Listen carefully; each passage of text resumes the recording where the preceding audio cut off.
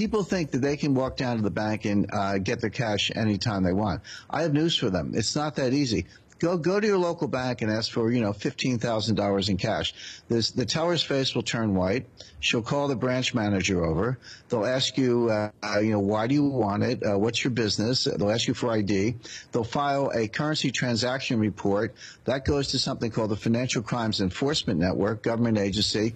You'll be put in a file right next to terrorists, drug dealers, tax evaders, etc. Bear in mind, you're a completely honest American citizen who just wants to get his hands or her hands on some cash.